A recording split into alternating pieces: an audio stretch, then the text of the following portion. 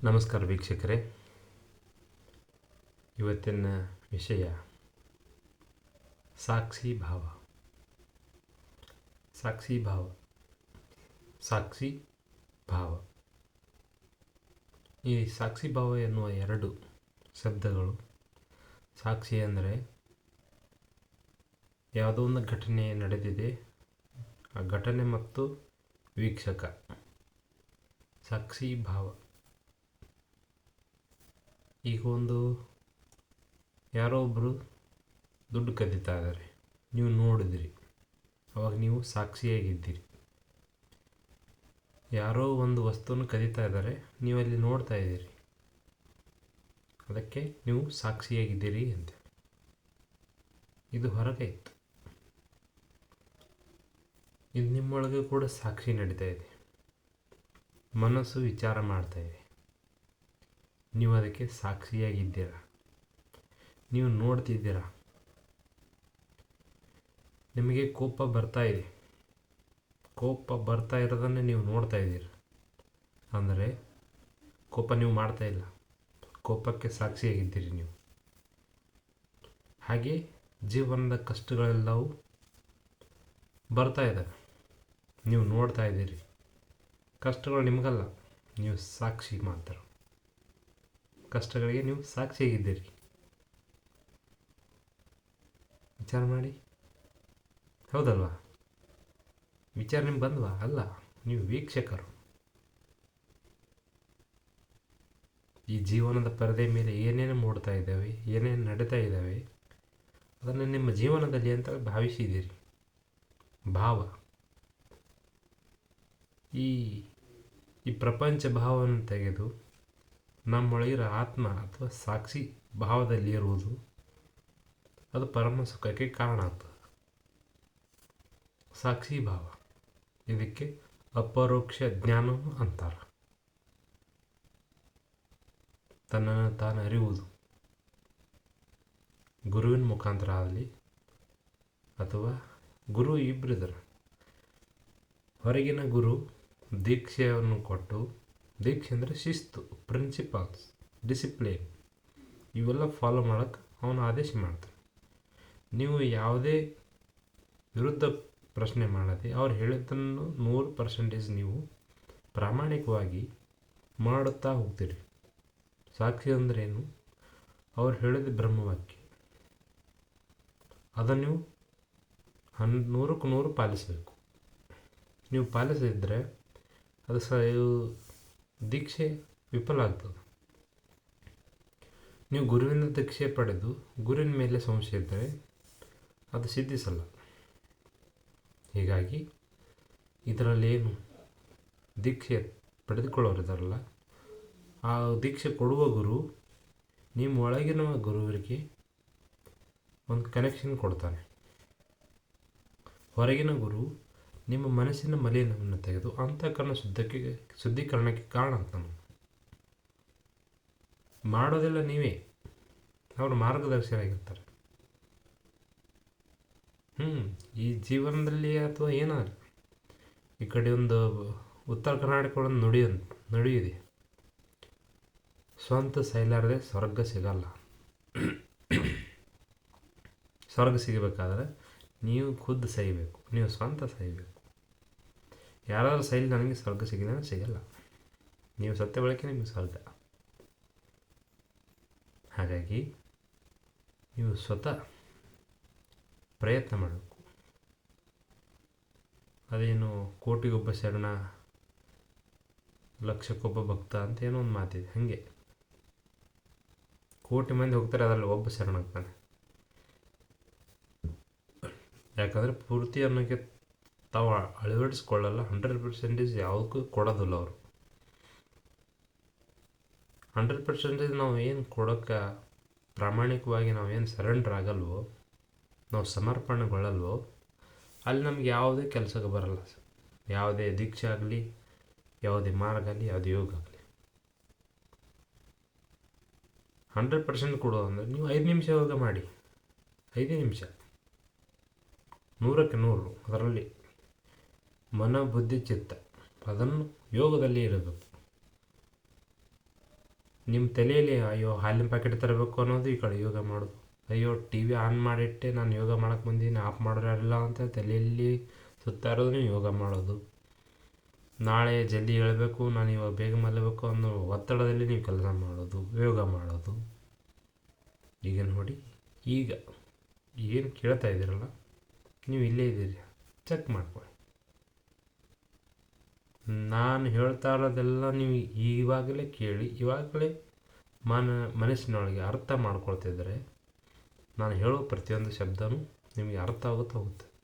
ಆದರೆ ನೀವು ಏನೋ ವಿಚಾರ ಮಾಡ್ತಾಯಿದ್ರಿ, ಟಿ ವಿ ನೋಡ್ತಾಯಿದ್ದೀರಿ, ಆದರೆ ನಾವು ಈ ಕಡೆ ಬರೀ ಕಣ್ಣುಗಳಷ್ಟೇ ನೋಡ್ತಾಯಿದ್ರೆ ಇದು ವಿಫಲ ಆಗುತ್ತೆ. ಇವು ಯಾವ ವಿಷಯಗಳು ನಿಮ್ಮ ಮನಸ್ಸಿನ ಕಿವಿ ಕೇಳುತ್ತೆ, ಆದರೆ ನಿಮ್ಮ ಮನಸ್ಸಿಗೆ ತಟ್ಟಲ್ಲ, ಮನಸ್ಸಿನಲ್ಲಿ ನಾಟಲ್ಲ, ಹೃದಯಕ್ಕೆ ಇಳಿಯಲ್ಲ.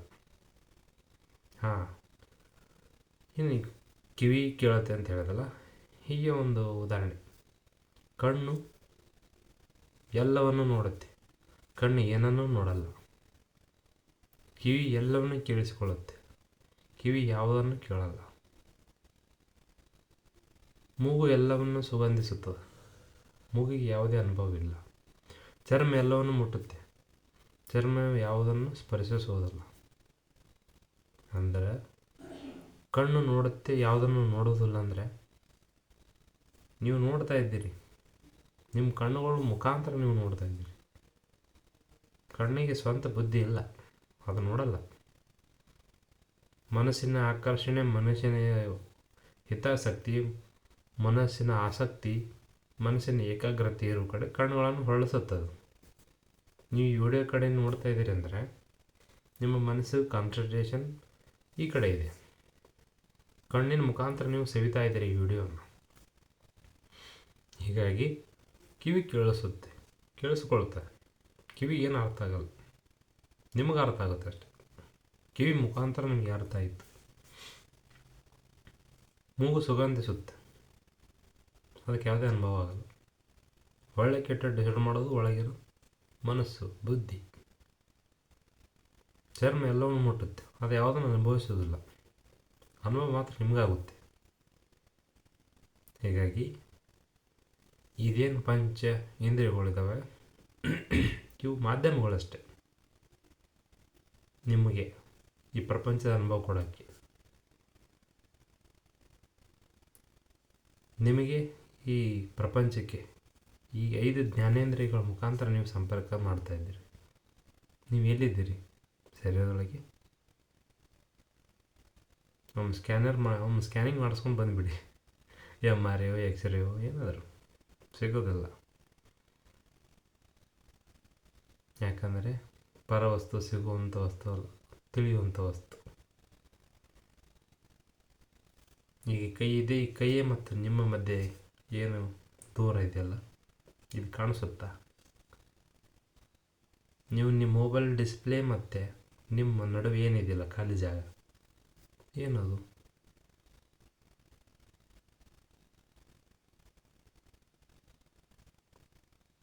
ಸೈಲೆನ್ಸ್, ಏನಿಲ್ಲ ಅಲ್ಲಿ.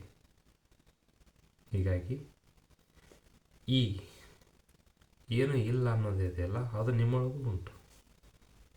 ಇಲ್ಲ ಎಂಬುದು ಇಲ್ಲ. ಅದಕ್ಕಾಗಿ ಸಾಕ್ಷಿ ಭಾವ, ಈ ಸಾಕ್ಷಿ ಭಾವ ಏನಿದೆಯಲ್ಲ, ಇದನ್ನು ಬಹಳ ಅಭ್ಯಾಸ ಮಾಡಬೇಕಾಗ್ತದೆ. ಇದನ್ನು ಮಾಡೋದ್ರಿಂದ ಶ್ರೀಕೃಷ್ಣನ ಹಾಗೆ ನಿಮ್ಮಲ್ಲಿ ಕಲೆಗಳು ಬಂತಾವೆ.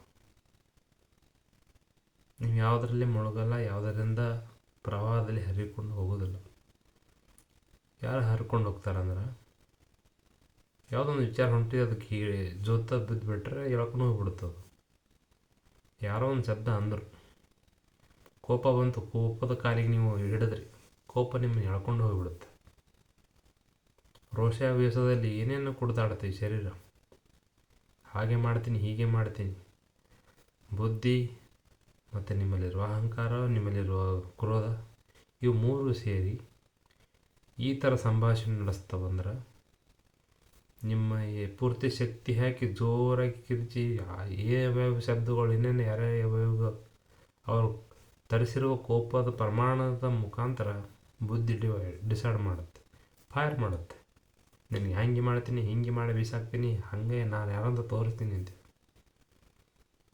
ಮೊದಲು ನೀವು ಯಾರಂತ ನೀವು ಅರ್ಥ ಮಾಡ್ಕೊಳ್ಳಿ. ಜಗತ್ತು ನಿಮಗೆ ನೋಡೋಕ್ಕೆ ತಯಾರಿಲ್ಲ.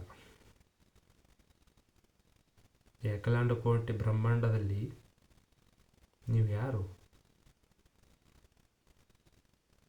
ನಾವು ಒಂದು ಇರುವಿಗೆ ಸಮಾನ ಅಷ್ಟೇ.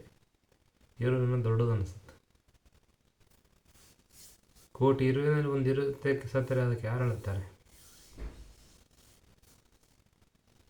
ಹಾಗೆಯೇ ನಿಮ್ಮದು ಅಷ್ಟೇ.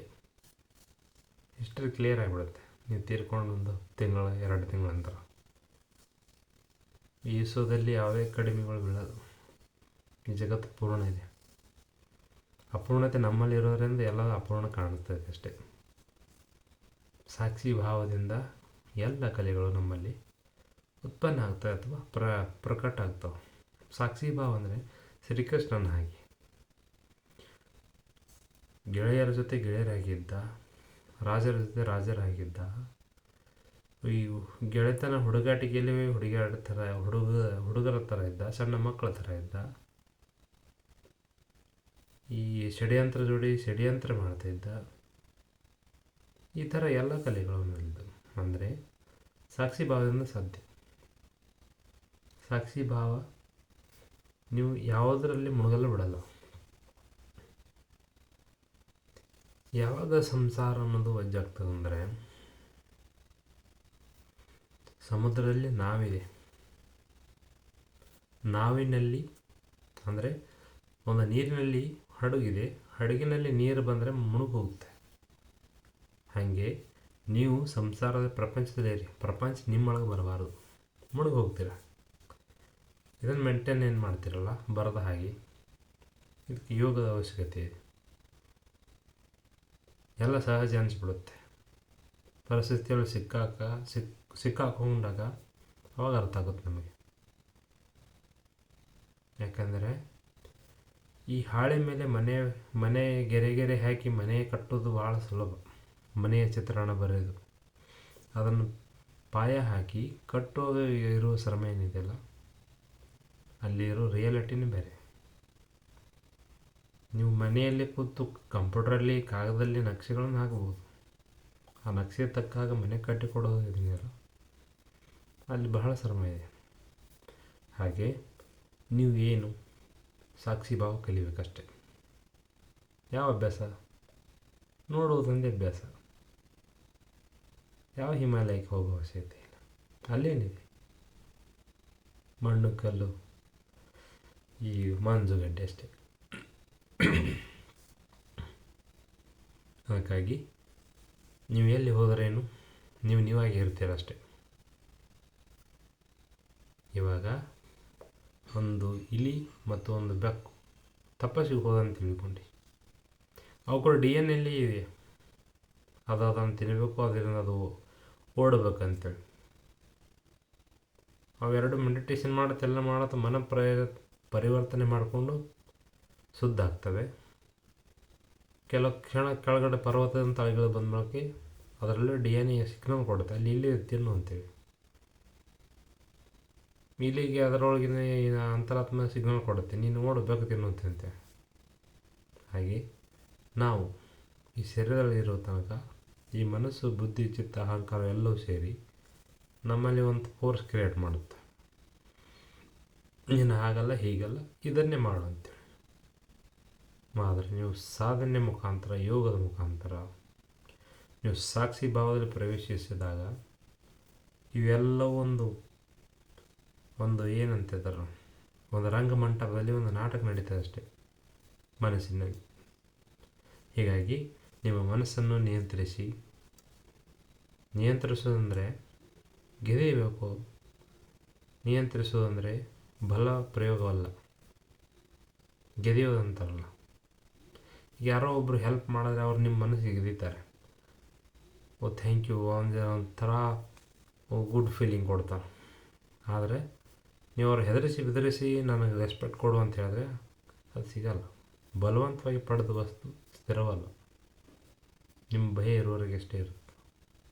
ಹೀಗಾಗಿ ಇದೇನು ಒಳಗಡೆ ಇರುವ ಈ ಷಡ್ಯಂತ್ರ ನಡೆದಿಲ್ಲ, ಈ ಅಷ್ಟ ಅಹಂಕಾರಗಳು, ಇವು ನಿಮ್ಮ ವಿಚಿತ್ರ ಅಹಂಕಾರಗಳು, ಅಷ್ಟ ಮದಗಳು, ಇವೆಲ್ಲ ಸೇರಿ ನಿಮ್ಮನ್ನು ಆಳ್ತಾ ಇದ್ದಾವಲ್ಲ, ಇದರಿಂದ ನೀವು ಬಿಡುಗಡೆ ಹೊಂದಬೇಕು. ಇದರ ಮೂಲ ಸಾಕ್ಷಿಗೆ ಒಂದು ಸಾಧನ ಧ್ಯಾನ. ಧ್ಯಾನ ಇಲ್ಲಿ ಮಾಸ್ಟರ್ ಕೀಯಾಗಿ ವರ್ಕ್ ಮಾಡ್ತದೆ. ಹೇಗಂತೀರ, ಧ್ಯಾನದಲ್ಲಿ ಏನು ಉಸಿರಾಟ ನೀವು ನೋಡ್ತೀರ, ನಿಮ್ಮ ಸಹಜ ಉಸಿರಾಟ. ನೀವು ಕೂಡೋದು ಕತ್ಲೆ ಕೋಣೆಯಲ್ಲಿ ಕೂತ್ರೆ ಭಾಳ ಬೆಟ್ರು. ಕಣ್ಣು ಮುಚ್ಚೋದು, ಉಸಿರಿನ ಕಡೆ ಗಮನ ಕೊಡೋದು. ಉಸಿರಿನ ಕಡೆ ಗಮನ ಕೊಡುತ್ತಾ ಮನಸ್ಸಿನಲ್ಲಿ ಓಡಾಡೋ ವಿಚಾರಗಳು, ರೀಲ್ಗಳೆಲ್ಲ ಸ್ಟಾಪ್ ಆಗ್ತವೆ. ಮೆಲ್ಲಿಗೆ ನೀವು ಉಸಿರಾಟದಿಂದ ಸರಿದು ಖಾಲಿ ಸ್ಪೇಸ್, ಮೈಂಡಲ್ಲಿ ಏನಿಲ್ಲಲ್ಲ, ಆ ಖಾಲಿಯನ್ನು ನೋಡ್ತಾ ಇರೋದು. ಖಾಲಿ ಖಾಲಿ ಖಾಲಿ, ಎಂಟಿ, ನೋ, ಜೀರೋ, ಏನೂ ಇಲ್ಲ ಅಲ್ಲಿ. ಆ ಏನು ಇಲ್ಲವನ್ನು ನೀವು ನೋಡ್ತಾ ಇರೋದೇ ಧ್ಯಾನ. ಇದನ್ನು ನೋಡುತ್ತಾ ನೋಡುತ್ತಾ ನೋಡುತ್ತಾ ನಿಮ್ಮ ಶರೀರದಲ್ಲಿ ಅನೇಕ ಬದಲಾವಣೆಗಳಾಗ್ತವೆ. ನಿಮ್ಮ ಶರೀರ ಹೀಲಿಂಗ್ ಆಗಕ್ಕೆ ಚಾಲಾಗ್ತದೆ. ಮುಂದೆ ಬಂದು ಈ ಕಾಸ್ಮಿಕ್ ಎನರ್ಜಿ ಅನ್ನೋದು ನಿಮ್ಮ ಶರೀರೊಳಗೆ ಪ್ರವೇಶ ಮಾಡಿ ತುಂಬಿಬಿಡುತ್ತೆ. ತುಂಬಿದಾಗ ಈ ಚಕ್ರಗಳಂಥವು ಇವೆಲ್ಲ ಜಾಗೃತ ಆಗ್ತವೆ. ಯೋಗದಲ್ಲಿ ವಿವರಿಸಿದಂತೆ ಜ್ಞಾನ ಮಾರ್ಗದಲ್ಲಿ ಇವೆಲ್ಲ ಒಂದು ಭ್ರಮೆ ಅಷ್ಟೇ ಅಂತ ಹೇಳ್ತಾರೆ. ಯಾಕಂದರೆ ಜ್ಞಾನ ಮಾರ್ಗ ಆತ್ಮದಿಂದ ಶರೀರ ಕಡೆ ಬರ್ತವೆ. ಈ ಮಿಕ್ಕಿದ ಎಲ್ಲ ಮಾರ್ಗಗಳು ಶರೀರದಿಂದ ಆತ್ಮ ಕಡೆ ಹೋಗ್ತಾವೆ. ಇವು ಯೋಗ ಅಪೋಸಿಟ್ ಆಗುತ್ತೆ. ಜ್ಞಾನ ಯೋಗ ಮತ್ತು ಉಳಿಕಿದ ಯೋಗಗಳು ವಿರುದ್ಧ ಆಗ್ತವೆ. ವಿರುದ್ಧ ಅಂದರೆ ವೈರಿಗಳಲ್ಲ. ನೀನು ದೇವರಿಂದ ಭೂಮಿ ಕಡೆ ಬರೋದೊಂದು, ಭೂಮಿಯಿಂದ ದೇವರ ಕಡೆ ಹೋಗೋದೊಂದು. ದೇವರನ್ನು ಭೇಟಿಯಾಗಿ ಬಂದು ನೀವು ಭೂಮಿಯಿಂದ ಇದ್ದರೆ ನೀನು ಹುಷಾರಾಗಿರ್ತೀನಿ. ನೀನು ದೇವರಂತ ಗೊತ್ತು, ನೀನು ದೇವ್ರ ಕಡೆಯಿಂದ ಬನ್ನಿ ಅಂತ. ಈ ಕೆಳಗೆ ಭೂಮಿಯಿಂದ ದೇವ್ರ ಕಡೆ ಹೋಗೋರು ನಾವು ಎಲ್ಲಿ ಹೋಗ್ತೀವಿ ಅಂತ ಕನ್ಫರ್ಮ್ ಇರಲ್ಲ. ಹೋಗುತ್ತೋ ಇಲ್ಲೋ, ಬೆಟ್ಟ ಆಗ್ತಾರೋ ಇಲ್ಲೋ ದೇವರು. ಆದರೆ ಜ್ಞಾನ ಮಾರ್ಗ ಪಕ್ಕ. ದೇವ್ರು ಮೊದಲು ಕನ್ಫರ್ಮ್ ಮಾಡ್ಕೊಂಡು ಆಮೇಲೆ ಭೂಮಿ ಬರ್ತಾರೆ ಶರೀರದ ಕಡೆ. ನಾವು ಉಳುಕಿದ ಮಾರ್ಗ ಶರೀರ ಮೊದಲು ಕನ್ಫರ್ಮ್ ಮಾಡ್ಕೊಂಡು ಆಮೇಲೆ ದೇವ್ರು ಇದಾನೋ ಇಲ್ಲ ಅಂತ ಹುಡುಕಾಕ್ ಹೋಗ್ತವ್ರು. ಹೀಗಾಗಿ ಜ್ಞಾನ ಮಾರ್ಗದಲ್ಲಿ ಕುಂಡಲಿನಿ ಇವೆಲ್ಲ ಒಂದು ಮಾನಸಿಕ ಭ್ರಾಂತಿ. ಮುಕ್ತಿನೂ ಒಂದು ಭ್ರಾಂತಿ ಅಂತ ಹೇಳ್ತಾರೆ. ಬಂಧನ ಎಲ್ಲೈತಿ? 2 ನಿಮಿಷ ಇಲ್ಲ 10 ಸೆಕೆಂಡ್ ಕೊಡ್ತೀನಿ, ವಿಚಾರ ಮಾಡಿ. ಎಲ್ಲಿದೆ ಬಂಧನ? ನೀವೇ ಚೆಕ್ ಮಾಡಿ, ಬಂಧನ ಎಲ್ಲಿದೆ?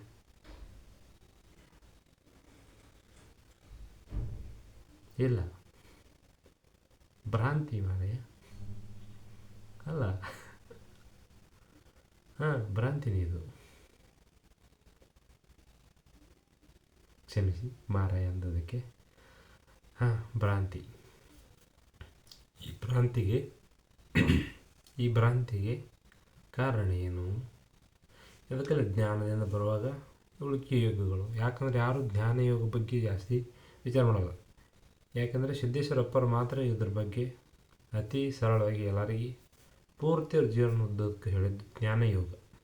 ಆಶ್ರಮ ಕಟ್ಟೋದು ಜ್ಞಾನ ಯೋಗಾಶ್ರಮ ಮಾಡೋದ್ರ ಜ್ಞಾನ ಯೋಗ ಮಾಡು. ಇದು ಕಲಿಯ ಜಗತ್ತು. ಎಲ್ಲರಿಗೂ ಓದಕ್ಕೆ ಬರುತ್ತೆ, ಎಲ್ಲರ ತಲೆ ಉಪಯೋಗಿಸಲು ಬರುತ್ತೆ. ಮಿಕ್ಕಿ ಯೋಗಗಳೆಲ್ಲ ಎಲ್ಲರೂ ಮಾಡ್ತಾನೆ ಇರ್ತಾರೆ. ನೀವು ಒಂದು ಯೋಗನ ಪೂರ್ಣವಾಗಿ ಮಾಡಿ, ಮಿಕ್ಕಿದಲ್ಲಿ ಬೋನಸ್ ಆಗಿ ಬರುತ್ತೆ. ಜ್ಞಾನದಲ್ಲಿ ಭಕ್ತಿ ಇದೆ, ಕರ್ಮ ಇದೆ, ಎಲ್ಲ ರಾಜಯೋಗ ಇದೆ. ಒಂದು ಯೋಗನ ಹಿಡಿದಾಗ ಮಿಕ್ಕಿದ ಯೋಗಗಳು ಸಾಮಾನ್ಯಕರಕಂದೆ ಹಂಗೆ ಈ ಮಂಗನಿಂದ ಮರಿಗಳು ಹೆಂಗೆ ಬಂತಾವಲ್ಲ ಹಾಗೆ ಒಂದರಿಂದ ಒಂದು ಬರ್ತಾ ಹೋಗುತ್ತೆ. ಹೀಗಾಗಿ ಈ ಸಾಕ್ಷಿ ಭಾವವನ್ನು ಪಡೆಯಲು ಧ್ಯಾನ ಮುಖ್ಯ. ಧ್ಯಾನಕ್ಕೆ ಸರಿಯಾದ ಅಭ್ಯಾಸ ಮುಖ್ಯ. ನಿಮ್ಮ ವಯಸ್ಸು ಎಷ್ಟೋ ಅಷ್ಟು ನಿಮಿಷ ಧ್ಯಾನ ಮಾಡಿ. ಇಲ್ಲ ಅಂದ್ರೆ 5 ನಿಮಿಷ ಆದರೂ ಮಾಡಿ. ಇದೇ 5 ನಿಮಿಷನೂ ವಿಸ್ತರಿಸ್ತಾ ಹೋಗ್ರಿ. ಡೈಲಿ 2 ನಿಮಿಷ ಹೆಚ್ಚಿಗೆ ಮಾಡ್ಕೊಳ್ತಾ ಹೋಗಿ. ಕೆಲವರು ಮಾಡ್ತಾರೆ, ಇಂಟ್ರೆಸ್ಟ್ ಬರ್ತಂದ್ರೆ ಎಲ್ಲ ಬೀಸಾಕಿ 2 ಅವರ್ ಕೂಡೋದು, ಮರುದಿವ್ಸದಿಂದ ಬಿಟ್ಟುಬಿಡೋದು. ಆಗಬಾರ್ದು. ಕನ್ನಡದ ಶಬ್ದ ಚೆನ್ನಾಗಿ ಉಂಟು, ನಿರಂತರ. ಹಾಂ, ನಿರಂತರ. ಅದು ನಿರಂತರ ಯಾವಾಗ ನಿರಂತರ ಆಗಿರ್ತದೋ ಅದು ಸಕ್ಸಸ್ಫುಲ್ ಆಗೇ ಆಗುತ್ತೆ. ಧ್ಯಾನ ಯೋಗದ ಒಂದು ಟಾರ್ಗೆಟ್ ಇದೆ, 1,000 ಗಂಟೆಗಳು. 1,000 ಗಂಟೆಗಳು ಕರೆಕ್ಟಾಗಿ ಯಾರು ಧ್ಯಾನ ಮಾಡ್ತಾರಲ್ಲ ಅವರು ಅನೇಕ ಥರದ ಸಿದ್ಧಿಗಳನ್ನು ಪ್ರಾಪ್ತಿ ಮಾಡ್ಕೊಳ್ತಾರೆ. ಆದರೆ ಸಿದ್ಧಿಗಳಿಗಿಂತ ಧ್ಯಾನದ ಕಡೆ ಭಾಳ ಒತ್ತು ಕೊಡಬೇಕು. ಸಿದ್ಧಿಗಳು ಮತ್ತೆ ನಿಮಗೆ ಅಜ್ಞಾನಕ್ಕೆ ತರ್ತಾವೆ, ಆದರೆ ಜ್ಞಾನ ಯಾವುದೋ ಅಜ್ಞಾನ ಕಡೆ ತರಲ್ಲ ಎಂದು. ಮೊದಲು ಬೆಳಕನ್ನು ಹುಡುಕ್ರಿ, ಎಲ್ಲ ಕಾಣಿಸ್ತದೆ. ಯಾಕಂದರೆ ಸಿದ್ಧಿಗಳು ಇವೆಲ್ಲ ನಿಮ್ಮನ್ನು ಮತ್ತೆ ಭ್ರಮೆಗೆ ಈಡು ಮಾಡ್ತಾವೆ. ಜ್ಞಾನ ಸಿದ್ಧಿ ಆಗೋ ತನಕ ಯಾವ ಸಿದ್ಧಿಗೂ ತಲೆ ಕೆಡಿಸ್ಕೋಬಾರ್ದು. ಎಲ್ಲವೂ ಈ ವಿಶ್ವಶಕ್ತಿ ನೋಡ್ಕೊಳ್ತವೆ. ಅದಕ್ಕಾಗಿ ಸಾಕ್ಷಿ ಭಾವವನ್ನು ಪಡೆಯಲು ಧ್ಯಾನ ಅಭ್ಯಾಸ ಮಾಡಿರಿ. ಈ ಥರದ ವಿಚಾರಗಳು ಸಾಕ್ಷಿ ಭಾವ ಬಗ್ಗೆ ಇನ್ನೂ ಸ್ವಲ್ಪ ಓದ್ಕೊಳ್ರಿ. ಆತ್ಮದ ಬಗ್ಗೆ ಚಿಂತನೆ ಮಾಡಿರಿ. 4 ಜನರ ನಂತರ ಹಂಚ್ಕೊಳ್ರಿ. 4 ಜನರ ನಡುವೆ ಕ್ವಶನ್ ಮಾಡಿರಿ. ಆತ್ಮ ಎಲ್ಲೈತಿ, ಯಾಕೈತಿ?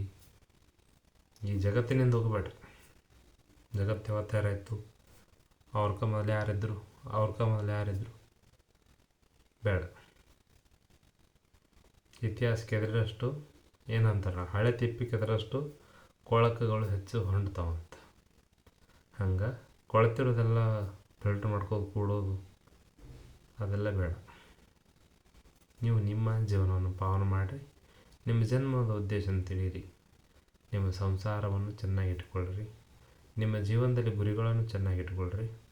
ಈ ಧ್ಯಾನದ ಮುಖಾಂತರ ಇವೆಲ್ಲ ಮ್ಯಾನಿಫೆಸ್ಟ್ ಆಗ್ತಾ ಹೋಗುತ್ತೆ. ನೀವೇನು ಮಾಡ್ಕೋತಾ ಇದ್ದೀರ ಲೈಫಲ್ಲಿ, ಏನೇನು ಮಾಡ್ಬೇಕಂತಿದ್ರೆ ಎಲ್ಲ ತಾನೇ ಕ್ರಿಯೇಟ್ ಆಗುತ್ತಾ ಹೋಗುತ್ತೆ 100%.